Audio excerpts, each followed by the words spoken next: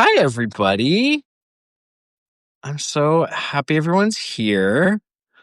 This is sort of like a fun little hang game. Like we're gonna try something new and sort of see where it goes. It sort of feels like more like a co-host than like a host. Yeah. We're Jay Chilling. We're good. Um, Wait. we're on this game, this beautiful. I'm so excited about it. It's called "We're Not Really Strangers." I don't know if it's backwards for you. It's No, backwards. that's perfect. Oh, great. We're Not Really Strangers. An excellent card game meant to help you deepen relationships with cool people.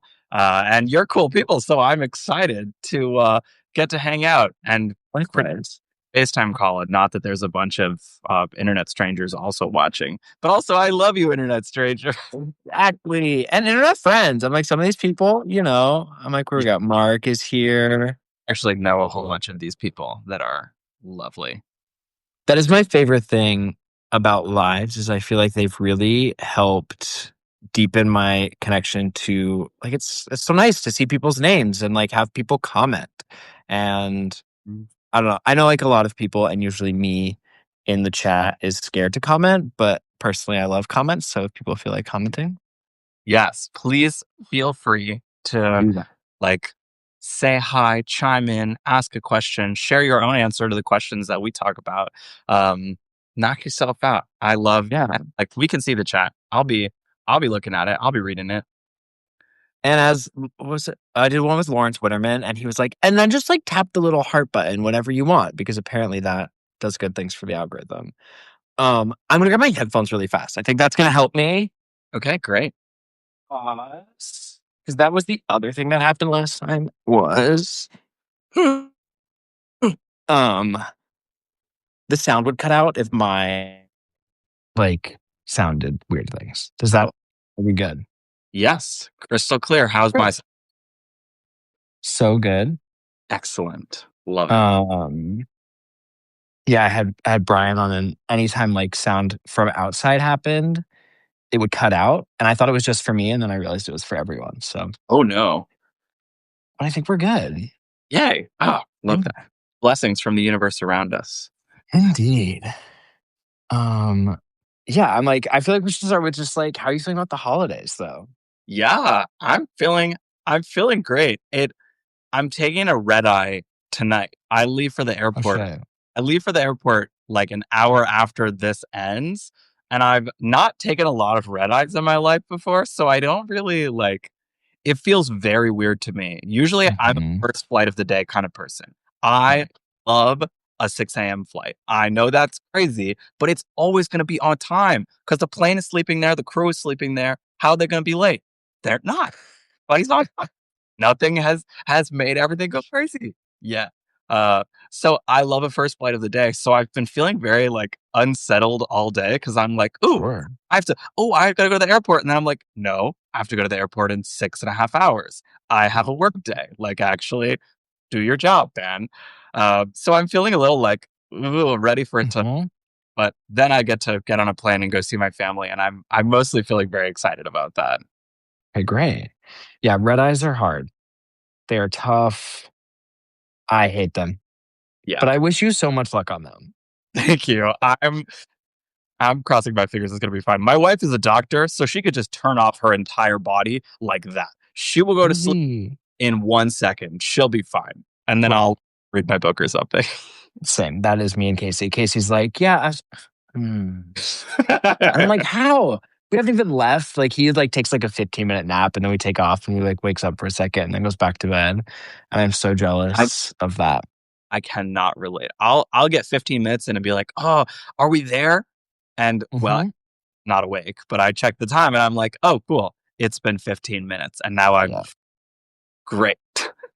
Yes, that is very much my case. Especially like coming back from Hawaii, like usually like the flights are at like 10 p.m. And so it's like really intense red eyes. Yeah. Or the straight shot is from Honolulu to JFK and it leaves at like 3. And so you don't like even like it's just like weird. You don't feel sleepy, but then you stay up and then you land at 7 a.m. and you're like, well, I got the day now, but I'm exhausted. Yeah, that's terrible. Yeah. Brutal. Oh well. you know, there How are are you worse things. this? You have anything exciting happening? I feel pretty good. I'm gonna fly for Thanksgiving. I'm staying put. We weren't sure if Casey would have the Thanksgiving Day parade or not. He Mm. doesn't, so we're gonna stay put with some friends. Wait, where is he in the parade? He's not in the parade, so he's doing chess on Broadway right now, Oh, and cool. so he was wondering if the show was gonna perform, but they're doing something like who is it, CBS is the network. They're doing something different. So only 3 shows are performing. They're like scaling back on Broadway shows, which is just what Broadway needs, less advertising. Yeah. What? Yeah, it's brutal.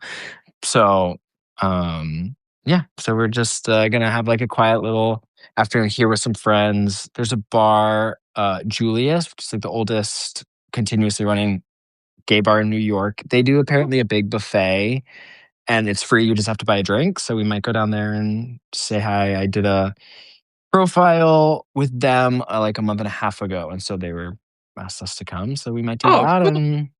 and fly to Oregon before Christmas to see my family, and then back here for Christmas with Casey. Nice. It's a lot of Well, travel. if you end up watching any of the Macy's parade, I will be in it. Wait, Um, really? yeah, not performing, but I'm a Buzz Lightyear balloon handler. Wait, you're gonna be here?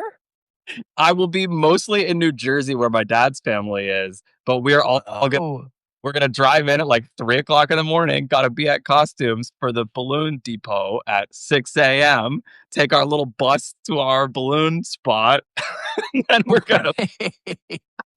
I have no idea. Wait, that's so funny. It's gonna be insane. I think. Yeah. Very excited. Have you done it before? No, I have not. My grandpa worked at Macy's like decades ago. So my Okay. dad were like the clowns in the front of the parade for years. And they've been figure out how to like girl bots their way into our whole family getting back in. And Okay. finally they figured it out. We found somebody on the inside who would give us a little referral. So now me and like all of my family are going to be balloon handlers. That is so fun. Yeah. And I guess I've like never even really thought about how that happens. Yeah. It Like turns very complicated. I received a 35-minute instructional video, and the application was 8 pages long. They needed every single measurement of my body. that's so intense and makes no I'm like I feel like the only thing they would really need is like weight to make sure that like the balloon doesn't carry everyone away. I know, but no, they What's needed that? a tremendous amount of information. My captain, well, actually, I won't say his full name because this is the internet, but his first name is Sid. And I think the fact that they put Sid on the Toy Story float is very Very targeted. cute. Very funny. That is very cute. He sends us emails like 3 times a week the last couple of weeks. Okay, balloon handlers, here's our chance. Here's the phone numbers for emergencies. Here's the walking pace. Like, just he's on it. He knows what's up. That is I like truly have never even thought about that. Me, neither. And now I'm very excited. I'm thinking a lot about it. Oh my god, me too. Oh my god, hi Brandon. Yeah, that is so exciting. Oh, I can't Yeah. wait for the follow-up. Yes, I will absolutely let you know. I haven't posted it on Substack General because Mhm. I make it a general rule not to post like, "Hi everyone, here is a future location of mine." Yep. Fun with that, because it's Mhm. and I don't trust the internet. Mhm. So I haven't posted that much about it, but I am in my like private life extremely excited about it. Oh, it's gonna be so fun. Yeah. Wow, well, that takes the cake. That absolutely takes the cake for holiday plans. Yeah, I'm pretty stoked. It's gonna be exhausting because I will take a red eye and then sleep half the day Wednesday and then Thursday get up at 3 to go in the parade. So I'm gonna be That's rough. tired in the afternoons, but in the moment, it's You're gonna gonna be be full of joy, yeah. full of hope. You're Yeah. gonna be surrounded by screaming people in the best way, I hope. I hope. I love the parade. I think it's like a really I don't know, it's parades New York does parades very well.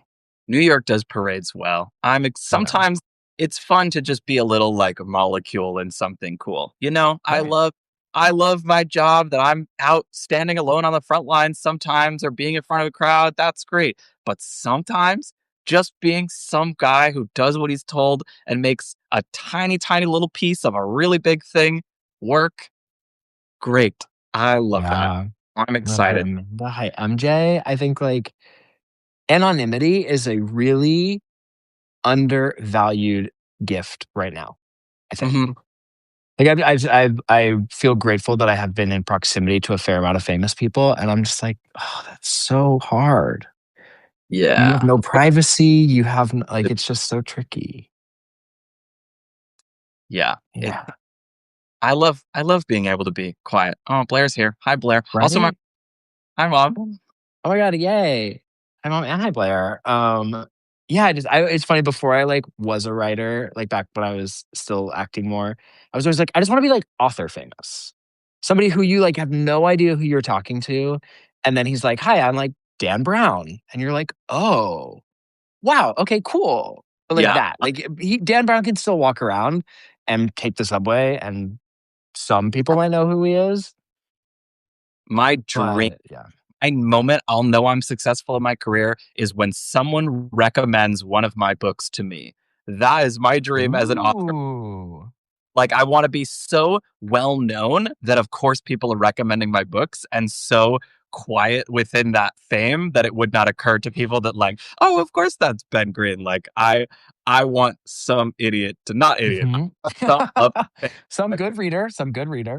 to tell me I need to read something by Ben Greene, and Wait, I that's so funny. Where did your dad? oh, dad I pretending to be love that. hi, dad. Yeah, I would that is a good compliment. Because again, like, having people come up like, we were at the opening of a show last week, and somebody was like, "Hey, you write gay buffet." And I was like, "Whoa." I mean, I do, yes, yes, but I was just, like, so surprised. It was so touching and so sweet and so validating in a wholesome way, I'm gonna say. I'm curious if you do the same thing that I do. Whenever someone mentions, like, "I know you from X," Right. immediately I start to run through, like, "Ooh, okay, here are all the things that I think you now know about me so that I can remember." And it's usually like, "Oh, you, like, follow me on this platform? That means you've seen a picture of my nipples because I know that I posted about that." Like, sometimes, like, I on TikTok had a video go super viral of me talking about how in a class on trans health, I really super embarrassed myself by asking if my nipples were gonna fall off after my top surgery. And then that video went viral, and so people were like, "Oh, like, you're Ben Green from TikTok." And I was like, "Oh, man, Oh, you're about no. that, aren't you?" So I always immediately like, "Oh, you know me from that? Okay, what do you know about me? And is there anything that we're both pretending you don't know about? Because I can't have this Right. here." That is a very real internet problem. Mhm. I'm trying to think. I feel like I don't know. I feel like I'm such a oversharer on the internet anyway. But at least like with Substack, I feel like they sort of have earned that. Mm. You know, like there's like one more level of There's, depth that I feel like like, algorithm. anything, yeah, and like anything a little deeper is like behind the paywall on Fridays anyway, mostly. But I was at an event once, and somebody we were like talking and it wasn't even about Substack, but he somehow like Instagram came up and he looked at my Instagram and he was like, "Oh my gosh, wait, you just you just got married. I've seen all of these pictures like slowly on my explore feed over the past like month." And I was like, "That's me. That's That crazy. is me." Yeah. Yeah, the internet is a strange place to be. The internet is a very strange place to be. I love Please it, say and on the internet. I hate it. Yep. Yeah, I think oh my god, wait, has your Instagram updated recently? Oh gosh, I probably re-download Instagram once a month for, like, 3 days, Great. and then Good I for just you. so I'm in my 3 days right now because I wanted to post something, but I can't I don't I've been off it for long enough to not know if there's a difference. What's the new update? Is it good Well, or first of all, good. I mean, your, quote about addiction has, like, really sat with me, and I trigger I'm like, "Okay, I am feeling lonely. I'm still gonna open Instagram, but at least I'm identifying the feelings that are leading me to Mhm. it." Um, no, so they've moved. It'll like slowly roll out for everyone, but over the past like 6 weeks, I think is when they introduced it. They've moved all of the navigation to the bottom. Okay. So DMs are like right bottom center, and the home screen is bottom left, or the home button. So I guess it's this way for you. And you swipe between them to get back and forth because they're like, well, DMs is the most used and home is the second most used. So what are we going to put between them but the Reels page, which is where we want you to spend the most time? So in order to get between DMs and Oh, home, you have to go through Reels, which just feels like so gross. yeah. That's Yeah. that's icky. I know that I've been getting on when I watch TV, the only commercials I get are Instagram being like, "We've rolled out teen accounts with additional protections." And I'm like, "Oh, I know I'm out here slandering your name. I know you're trying to do damage control on this household right now. That is not gonna work, Zuckerberg." Mm-mm, mm-mm. I know. I feel so tied to it, and so I don't like it so much. Yeah. And I wanna repeat the thing that you mentioned really resonates with you because I want all of our lovely Please, people yes. is that, for me, recognizing a couple of years ago that my social media use was, in fact, an addiction has been incredibly helpful for me to get access to the help that I need, to give myself the grace that I deserve as I am working through that. Because it's really hard. It's really compulsive, right? It got bad enough for me that I needed to be opening the app and I would get so anxious even while I was scrolling on Instagram that the only thing that could make me feel better was to close Instagram so that I could open Instagram again. And being aware, naming that myself, yeah, it was really bad. Being able to name that as an addiction and like literally hearing myself in my head say, I just have to keep scrolling. The quiet's gonna come. The quiet's gonna come. I need to get out. I was looking for numbness in my body, wanted to check out. And that was an addictive behavior. And so using that language is also really helpful around this time of year and saying, like, the holiday season is known for being incredibly triggering for most addictive behaviors. There's a lot of stress, there are a lot of challenging things that happen. So, noticing that and putting up some additional guardrails. So, I'm going to delete all my social media apps before I leave for my family travel, and I'll probably leave them off my phone until like well after the new year because I also don't need to see all of the like goal flexing. Like, that's not good for me Right. either.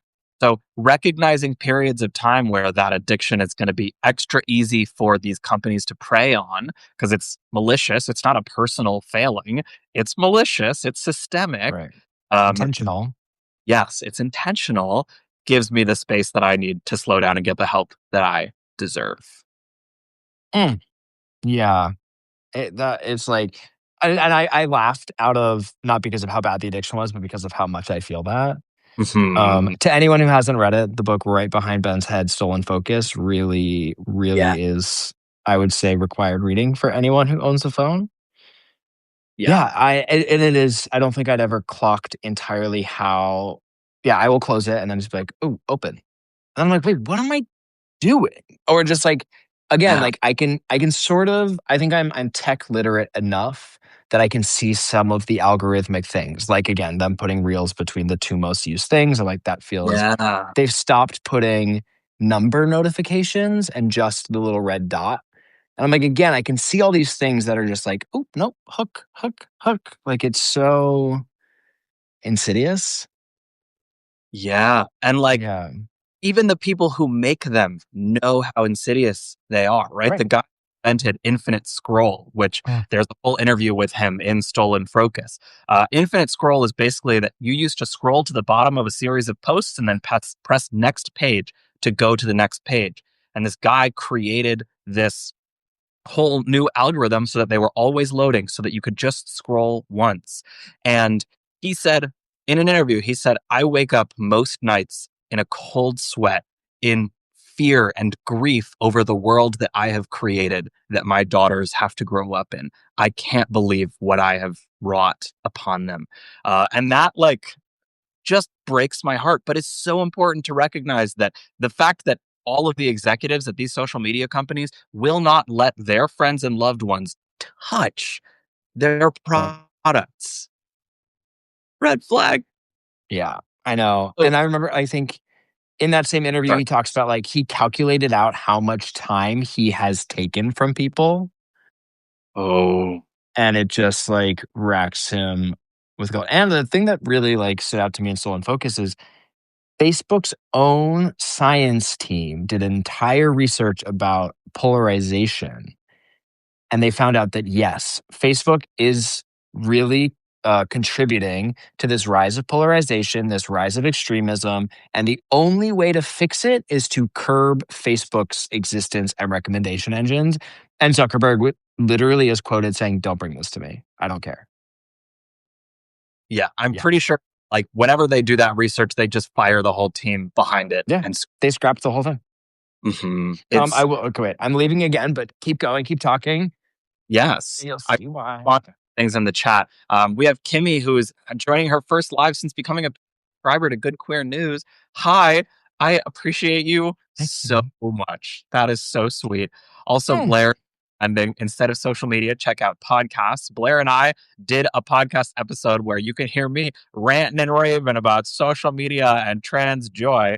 The podcast is called Relationscapes. It's a very good episode. Highly Oh my recommend. gosh. Wait, I'm Uh, live. Subscribed. and Bam. that Joseph Gordon-Levitt has talked about horrible things going on at Facebook. I don't know Yes. what access to information Joseph Gordon-Levitt has. I love him on principle. I haven't heard him talk about this, but I. He talks about AI and Ooh. their AI is allowed, it basically like what the AI is allowed to allowed to say to minors. And Ooh. so he has this video where he talks about his daughter's child who is that same, she's eight or so, and is like, "I'm an 8-year-old girl. Tell me like what you want to do to me." So, and like it's like very creepy. The AI, and it's like these are all the things that it's allowed to say. It was around the same time that ChatGPT said they would start allowing erotica, so it was all sort of that AI sensuality moment. Yeah. I will say the thing that has really helped me with my socials is this little thing, which Ooh. is it's called Bloom, and it essentially, have you seen the ads for Brick? Yeah. So it's essentially like a competitor of that, but it's really helpful because it's a little more customizable and you can keep it in your wallet. Yeah. And so I got both of them to try them out. And Brick was hard again because so much of what I have to do now is posting stuff online that I couldn't, like if my Brick was at home and then I'd be like, "Oh shoot, I need to Mm. respond to someone, reach out to someone, blah blah blah blah blah." And I'm like, I can't because the brick is gone. But with Bloom, it blocks your apps. And so you can just take it out, tap it, use Instagram for 5 minutes, and then it locks it again. Ooh. So Now, that is very helpful. you used to be on Opal, which is what I use. Mhm. Folks, these are lots of different apps, either physical tools or actual apps that help you, like, that limit your screen time in a much more intense way than like iPhone screen time thing where you can just Yep. hit snooze and go right back into it. So I know you were on Opal like a bajillion years ago. The first time you wrote some Mhm. article about Focus like a year ago, and I emailed you and I was like, please be my best friend, actually. Uh, so I'm curious what you like about this compared to something like Opal. I used Opal when I was like working, like Mhm. for another company, like for not for myself. And honestly, I'm gonna reflect that probably the thing that brought me to this over Opal in this moment of time is that it was new. Valid. Yep. And I do like the physical of it. Like the Yeah. fact that if I need to check something or whatever, I have to get up from my office, go to the door, get my wallet, take it out. Mm, Just like that extra layer. And again, it's because like for many reasons, am in a period where I'm focusing very heavily on Instagram growth as much as I dislike the mm, platform. And so I'm like, well, I can't. Like I need a little bit more flexibility. And yet with Opal, it's very easy to just be like, okay, end my session. And then I'm mm. gone, and then I'm gone, and then I'm gone, and I never start again. But this, Yes. it's like, okay, I'm gonna tap it. It gives me 5 minutes, and then it'll shut out again. Yeah. Oh, I like that. Yeah. But again, Interesting. haven't used Opal in a while. So It's still the same. They're definitely like you can leave the session if you set it up Right. for that possible. And like, that's if you know yourself and your willpower of like having something that is physically located in a different place than you, like for some Right. people, I think in the beginning of my journey, that probably would have been very helpful. It was a very slow Hmm. for me, getting used to not just quitting the session. Right. Usually I like to put my phone in a different room. So I Hmm. try to like have to get up and go get my phone. And if you're new to like limiting your screen time, something that I might encourage you to think about and that was really helpful for me is every time I felt the impulse to pick up my phone, I would ask myself, okay, hold on, what do I need right now? And how am I planning on getting that? Do I need to laugh? Do I need to feel connected to a friend? Do I need to feel like my brain is quiet for a minute? Do I like, is this just an impulse? So that was the first screening test is like, what do I need right now? And if the answer is, I don't actually need anything, then I put my phone down. But I say, okay, I need something funny. So the next question is, okay, what, where do I think I'm going to go to get it? And do I know I'm going to get that thing? Right. If I go on Instagram Reels, oh, at some point, I'll probably see something funny. But I tried really hard to ask myself, is there a more direct route to get what I need right now? Could I put on a funny TV show instead? If I'm really craving connection, what if I just called a friend or texted somebody that I love? I've normalized cold calling in my relationships, and that's helped a lot because I say, well, Hmm. feeling really lonely right now. Ooh, quick, let me call my best friend and say hi and leave him a voicemail. Or like me and my friends love sending each other voice memo, like insane podcasts about our lives. Uh, or if I'm needing like, oh, I really need meaning right now. Like that's something that I have to sit with too. I need something to make me feel better. And so I had to develop some of those resources. So figuring out what am I looking for? And do I actually know I'm going to get that thing? Or can I pick a different thing that might guarantee that I find that thing? Right. Giving yourself that gentleness is really helpful. How did you normalize cold calling? Was that an intentional conversation? Um, Depends on the friend. I Sure. In the beginning, I like told my friends, "Hey, do you mind if I cold call you?" First, they were like, "Why?" And I said, "Because I love you. I want to talk to you." Right. And I moved. I was, went to school in Boston, loved all my friends there, and then kind of abruptly graduated early and moved to the Midwest while they were all Mhm. still in school. So we were all like, "Hey, this is really sad that you're not Right. here anymore." And we tried scheduling calls, and that worked some of the times, but not all the time. So we started to say, okay, we're going to try calling each other more often. And if you don't answer, like, I won't take it personally. I know that you're not free. And now I still love cold calling and that's still super normal in my existing friendships. And sometimes I forget that that's not normal for other people. And so I will like call, like, I have a couple of people who've become new good friends recently, and I've started cold calling them. And Right. some of them are like, oh, like, hey, are you okay? That's how you know someone's not a cold caller is they pick up the phone and say, are you okay? Yeah, Right. I'm calling to complain about a minor inconvenience. Uh, Voice memos warm people up to cold call because what you do is you Okay. set long, hilarious voicemail. If somebody like seems really nervous, they don't really see the point, you get into that habit and then you text them. I'm about to record a whole voice memo for you. Are you free? And I can just record it live and just tell it to you, Funny. build up the muscle and Uh-huh. learning board together, learning how to like have 1 second of silence in a conversation again. Right. That's an important skill. We have been trained by Instagram and TikTok to say, I'm bored. Either, hold down here to speed up this video so you can get to the next interesting part, or just swipe because there was 1 second of silence. And now all the videos have an easy editing button to say remove silences. Like, no, Wow. learning how to slow down, learning how to sit with my friends and like narrate the things that I'm doing or say like, I'm bored. What do you want to talk about? Or just be in companionable silence while we both do our tasks. Right. Um, I'm bored. What should we do? I think about like how many adventures that I've had with friends because we were bored. yeah, And like that have just maybe it's also like a bit of adulthood and living in slightly different spaces. But like there are so many times I'm just like, wow, fuck, what should we do? We're bored. And just yeah. like figure out what to do. Yeah, tapping into like whimsy and play for me so that I can be like, Yes. oh, I'm bored. Let's go find, like, I was just on a writer's retreat with a bunch of friends over the weekend. Mhm. And at one point, we got kind of bored, energy's low. So we went out to look for frogs. We wandered around in the rain looking for frogs to pet. I actually stayed inside and wrote because they were all very distracting. Uh, Sure. I was not bored, but some people were bored and like normalize taking what you need. I needed some quiet alone time to recharge, and they needed some playtime Mhm. to recharge. And then we were all ready to be back in the space together. Right. And that's great. When I was on the Wicked tour back pre-COVID, we would like if people had really good Airbnbs, we would play hide and seek and like normalize adults playing hide and seek again. It was Yeah. so fun.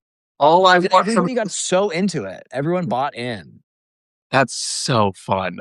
This is iconic. Yeah. Who is the most famous person you have ever discovered in a hide and seek context? Oh my gosh. Who, I mean, anyone who was on that tour, who was on that tour?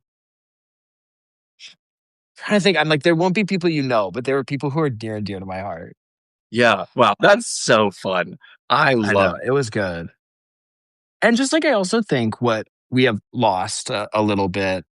Okay, Brandon, you can stay inside and we can play hide and seek. it. Um, I think we've like lost like I also like when Casey and I host event like I love hosting events and somebody was talking like when we hosted our engagement party, it was a rainbows like make your own like spritz bar. And when I came back from tour this past time, it was like every place around the house was like a place I'd been and a story. And like we're doing a Christmas party that's like decorating and crafts. And I just think people have lost maybe practice. I don't think desire, because I think the desire is there, but they've lost the practice in like doing things out of the ordinary. And I'm Yeah. tying this into the Hinge research that I found, where we're also terrified of being perceived as cringe, that we don't Yes. actually like try to do things just in case someone films, just in case. I think about that like when I go out. I'm like, God, everyone has their phones. And so like it's just in the back of your mind. Could I be on camera right now? Yeah. Am I It's being sad. perceived? Is this content? Is this brat? Like Mhm. it's praxis. All Is it like right? it's Yeah. makes me so sad that we are so constantly afraid of how we're being perceived. And like Right. I've really leaned into the to be cringe is to be free. I like Yes. I will be goofy and ridiculous. You know what I'm doing next? Is it next week? Yes. In 1 week, I enrolled myself in what I believe will be peak cringe, peak fun activity. I am attending LARP training. I am learning how to sword fight in a public park with a bunch of nerds. You have to come up with a wizard name. So I'm working on figuring my wizard name and I'm going to Okay. sword fight in a park. I know you also write about sword fighting in the park, but I think maybe a different kind of sword fighting in a different kind of park. A little bit. Dark park. Dark park. But like, man, to be cringe is to be free. I've been wanting to play with swords my entire life, and I was like, ooh, but Yeah. LARP, like everybody makes fun of LARP, and like, no, sorry, pardon my French, fuck that. I want to go play with other ups, so I'm gonna go play with swords because I have free will. This is Yeah. great, having free will. And like everyone's gonna be jealous, Yeah. you know. I think there is like really something to be said for and it's hard. Like it is hard. I think, like you said it, the most cringe thing, like there is still this we are social creatures and we do like rely on other people's validation. It just has become so I actually think my visibility on the internet has helped me sort of heal that cringe part of myself in a way that like I look back and I have some really traumatic like video experiences where like videos of me were online and I was like, and I've like learned people were making fun of me after the fact for something I was really proud of. And it like really affected how I exist in Uh, theatrical spaces and on the internet. But like now I don't know, I've just like have gotten such dumb, hateful, negging comments that I'm like, "Oh my god, none of this matters." Like, in like a really lovely way. They used to take them like I used to like really feel them, and then I'm like, these people don't matter. Yeah, it's literally the rules don't exist. This is fake. Who are you and why do you matter? Right. And it Yeah. runs the gamut from just like issues with the video to like hate to threats. Like it's the whole thing. And I'm just like, Yeah. okay, who you're hiding behind, your faceless profile and your 3 followers. Yeah. And something that's kind of similarly to that, been really and if you all notice that I keep occasionally picking up my phone, I have a very old phone and she overheats real bad. I've tried different things to make it work. On one live, I literally went and stood with my phone in the freezer because of I'm how bad it obsessed was. with you. Last time I did a live with Uncloseted Media, I had to go get an ice pack Oh my from my God. today I'm trying Mhm. I have a small glass of ice water here on my desk, and I'm occasionally picking up my phone and holding it against the glass of ice water to cool it down. So that's a little behind the scenes tidbit for you. I Um, love it. I always want to see people set up, you know? so what I was gonna say is that we have really good muscles that a lot of us are learning how to build up to block out the haters. Say, I have a protective bubble around myself that doesn't let in the negative things people say about me. Something that has brought me a tremendous amount of peace, and I learned this from Skylar Baylor, who was doing a book event years ago. He has been little bit of a mentor and a friend to me since the very beginning of my public speaker days.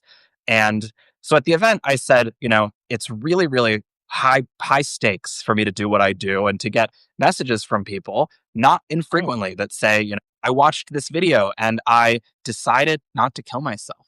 This video fixed my relationship with my dad. This book did this amazing thing in my community. I love this article. Like, people give me this wonderful, wonderful feedback. So I said, how do you hold all of this beautiful stuff and then take a break without feeling like you're sacrificing somebody? And he said the bubble that we all have built up to block out the hate that people send at us, he said, to a certain extent, I also have a bubble to block out some of the nice things that people say about me. Not to say that it doesn't matter, not to say that I don't hear the compliments, but to say that my vision of myself, my understanding of who I am, is so completely distinct from the impact I have on the world around me.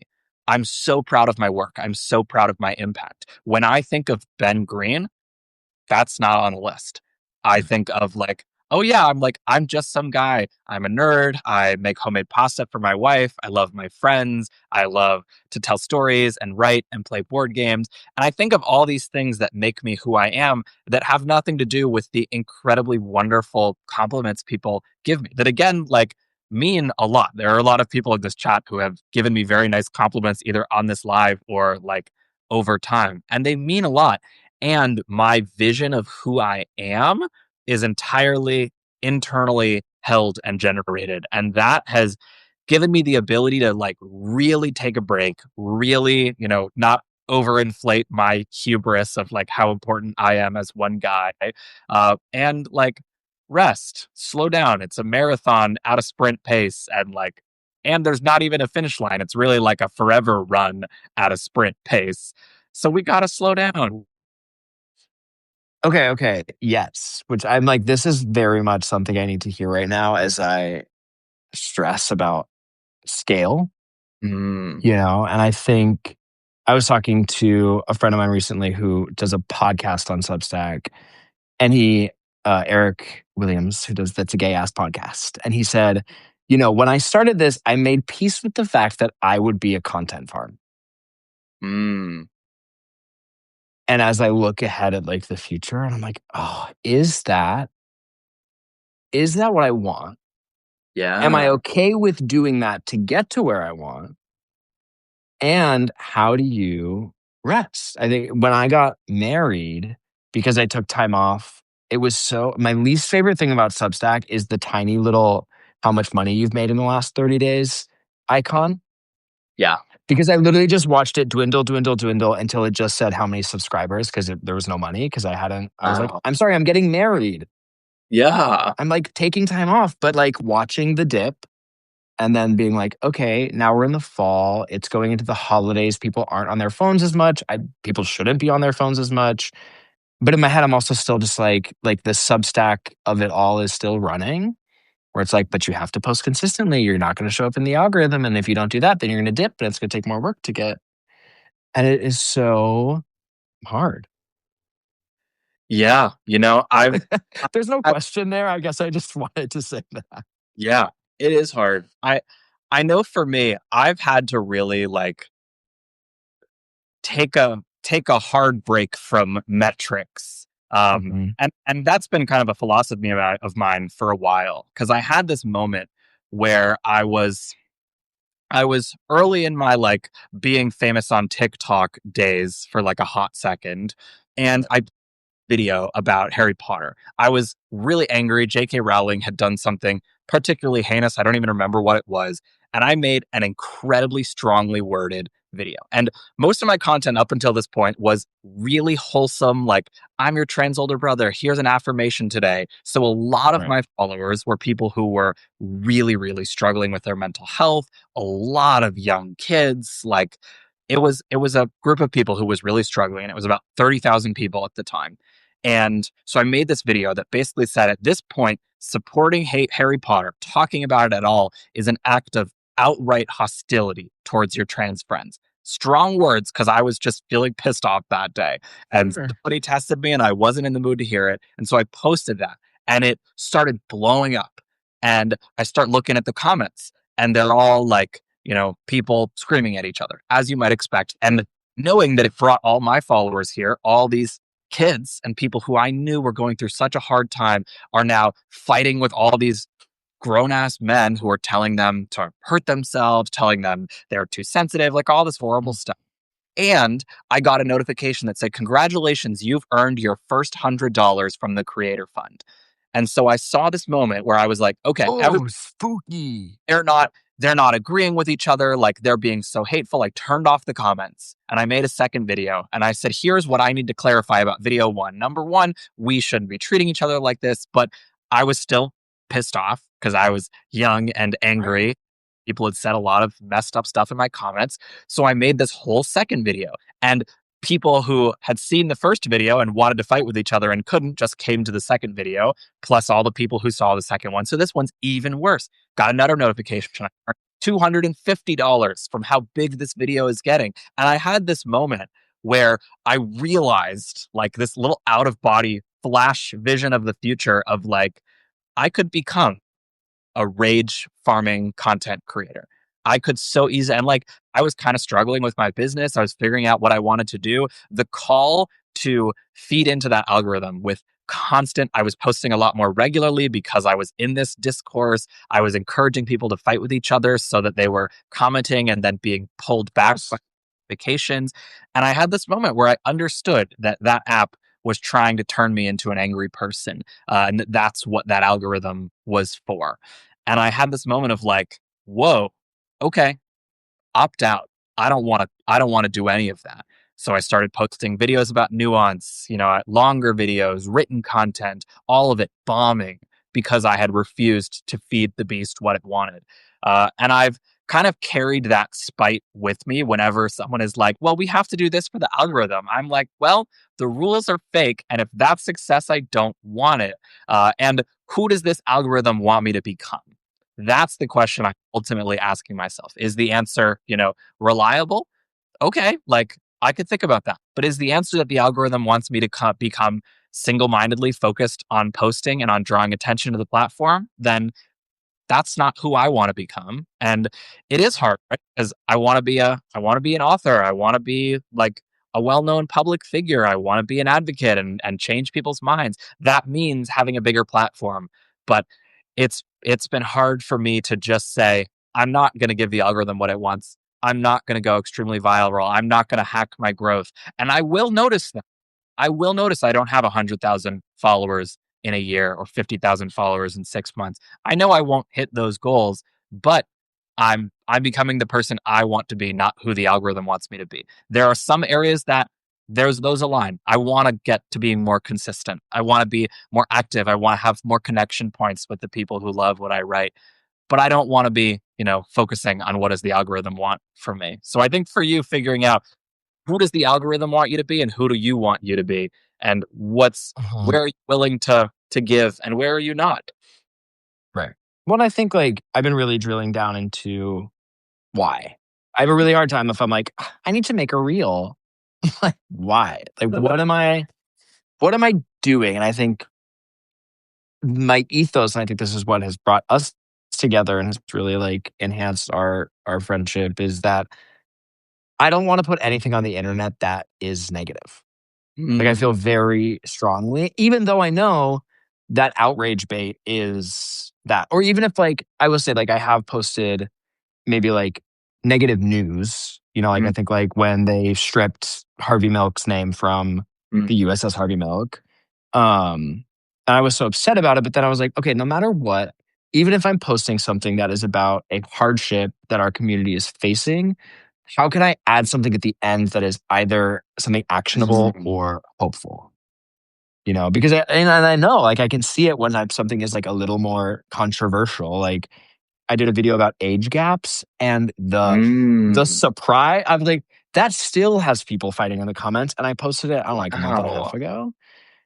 And I was just like, I literally like, didn't even think about it.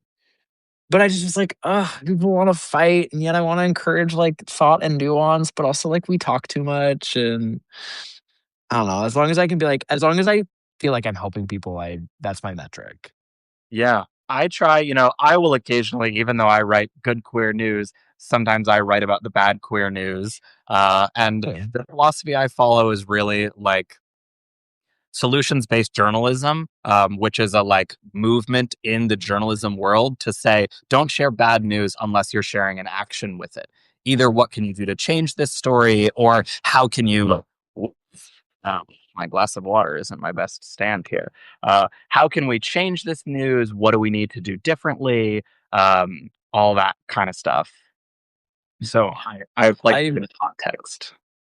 Yeah, I remember a video. It was probably the day after the election, and this video went around of a woman who was from Poland, who was Polish, and was talking about the PIS party, and basically being like, "Hey, America, it's going to get really rough. Poland was under a extreme like dictatorship, fascist esque rule for 8 years, and they controlled all three. Blah blah blah blah blah blah blah blah." And then the video ended, and I was like, "That is so irresponsible." Because just last year, the people overthrew that government, and things are getting better.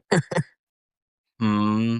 And like, I don't know, the number of people who are like, oh, this is like com- drawing a direct and exact parallel between where we are right now and Nazi Germany. As a Jewish person, like, stop.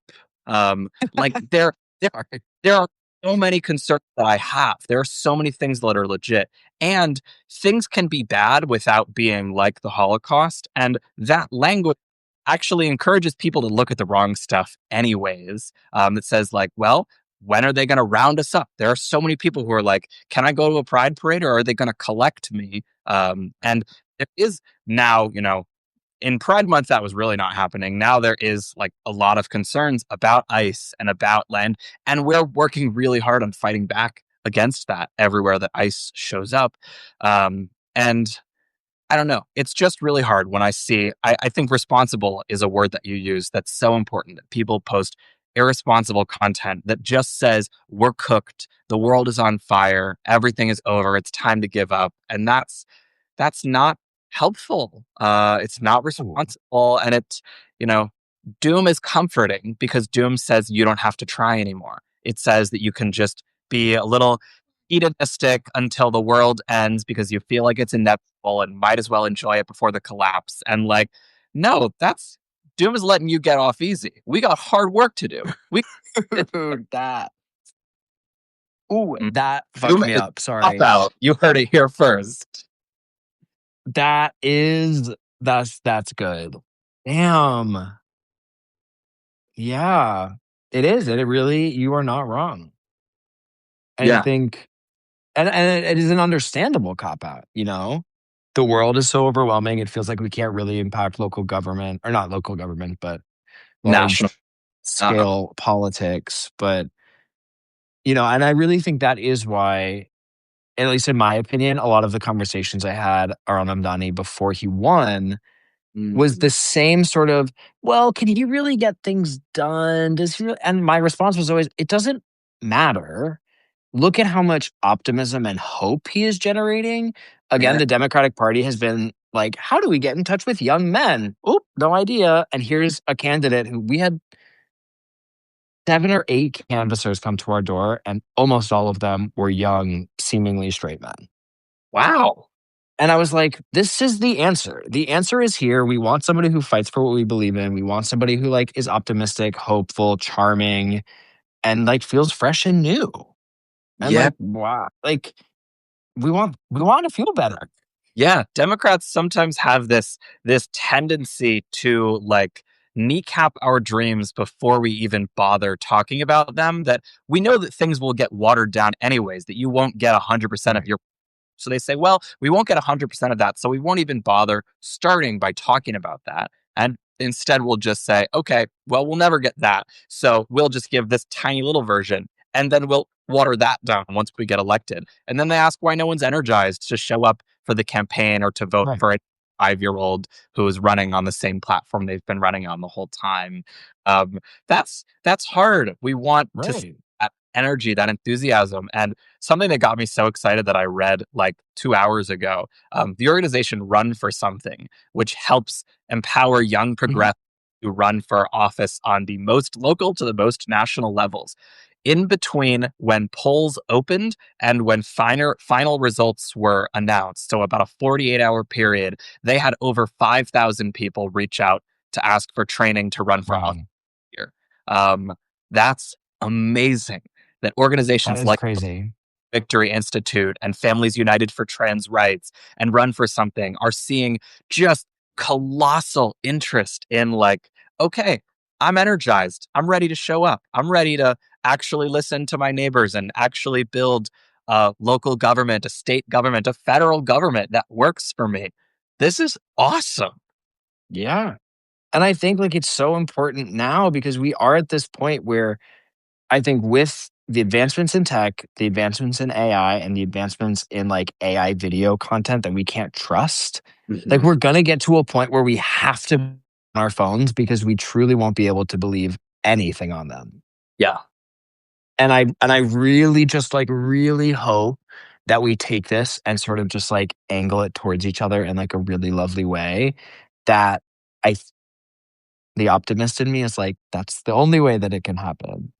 I feel like it's Um, I in the last just anecdotally, in the last 6 months, I have had more friends really in the last, like, 3 months, I've had more friends indicate to me they're trying to learn how to build a new relationship with their phone intentionally. That mhm, like, I've been same. I've been on the I hate phones kick pretty much since I read Stolen Focus, like, 3 or 4 Mhm. years ago, and consistently, I was the annoying one. Nobody Right. wanted to talk to me about phones because they knew that I was gonna go quoting the studies and saying, "Well, what interview with the infinite scroll guy you haven't heard? Please, the children." And everyone was like, "Okay, Ben, shut up. Like, I'm on my For You page right now. Ha, like, you wish you whatever." And Yeah, now mhm, I feel like a lot of people around me are deciding something needs to be different. And that's really cool. yeah. My friends in college didn't like watching movies with me at home because I would get mad if they were on their phone. Because Yes. like, well, then what are we doing? What are we doing if you're not gonna watch this movie that I wanna I was like, what's happening? Mhm. And Sometimes they'd I'll be like, say, "Can I just "Oh, scroll?" No. yeah." Is is brutal. Is a like they made a beautiful movie. Just listen to a podcast, listen to an audiobook if you want to look at the visuals. You don't have Yeah. to be like it's that numbness that I can't have 1 second of silence. Learning how to be bored is the cornerstone of being able to build the world that we want to be in. Being able to be bored, Mhm. sitting in traffic, picking your friend up from the airport because you're willing to do an inconvenient favor, or being bored because you're having the same conversation with a brand new trans ally who still doesn't get they them pronouns, but you can sit and have that little bit boring conversations that takes a lot of patience, or that you can Right. with folks who are older who might have intellectual disabilities or who might have Alzheimer's or dementia and spend time compassionately sitting with someone who speaks slowly, like learning how to be bored so that we're not afraid to notice our own emotions and to notice the people in the world around us. Um, we have to be able to be bored if we're going to be able to be Yeah, if we're going to be able to be interdependent. All the things we're dreaming of hinge on having an ability to be bored, I think. I agree. I tutor an 89-year-old man. I teach him how to use his phone.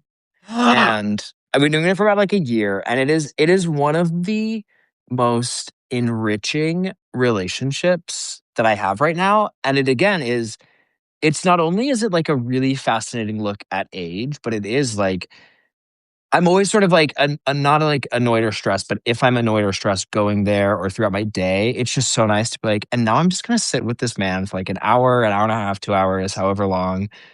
And like we're just gonna like exist slowly. And it's weird teaching him how to use his phone, but it again is like a connection thing where he's like, I feel so locked out of the world because this is how everyone connects and I can't like figure it out. Yeah. So it is It- just like really, really lovely, a lovely relationship. Yeah, he's yeah. so sweet. How did you find, like, I'm curious for all the people who are watching who are like, oh, like, that sounds fun, sounds helpful. How does one find an 85-year-old without a phone to become good friends with? So I met him through my old theatrical agents who went to the same. I used to work at the Apple store and became friends with him. His wife had died. She died, I think, a year and a half ago. So he had died like 6 months earlier. And he was really struggling because he didn't know how to use his phone. So he Yeah. was complaining to my agent. My agent was like, hey, I have a job for you. It's not theater related. And then I just go over there once a week and we just sort of like, clean up the texts, answer his voicemails, do some email stuff, and then just like I suddenly sit with like while he practices. He's the best. Wow. All right, Yeah, everybody. it's so fun. First, do be in that kind of a situation. Yeah, but again, Or something I never would have put my like I never yeah, situation I never would have been in. yeah, and like I'm imagining, you could probably reach out to a nursing home, a senior living center, a local Yeah, library. Like, there are so many ways if you wanted to recreate that, you could probably find somebody who wants some help learning how to right. use it. That's so cool. When it's also like a very oddly intimate experience where like Yeah. his son really I had to do like some trust building because it's like I'm in his phone. I know his passwords. Like he had Yeah. tried to do this before through like an ad in the New York Times, and his son was like, absolutely not. So like I recognize how, you know, intimate it is to like Yeah. teach someone how to use their phone. It's an extension of yourself. Your bank is Right. on there, your doctor's voicemails are on, like it's all of it. Yeah. Yeah. It's wild. Oh my God. Hi, Sandy. Right at the end. I can't believe we didn't play a single question. I know I have them all set up, but I think we're gonna have to save that for our next live. We We just have to like each do it other. We don't need help. again. We don't need help talking. We don't. We really don't.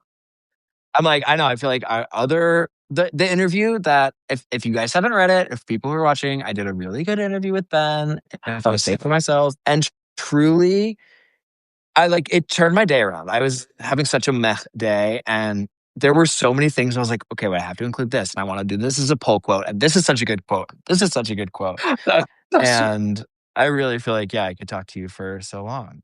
Yeah. Likewise. I love the way that you write. I'm so excited to do this again. This is great. And everybody Yes, should go check out the interview. It is fire. Aiden asked it's very fun. lovely questions. I think I had pretty gas answers. It You was very did. And stay tuned because we are going to be doing this again in a format to be determined, but just like, yeah, everyone stay on your little toes. yeah. Get on the edge of Big this. toes. You got Yeah. it. Well, travel safe. Oh, Text me pictures of the parade.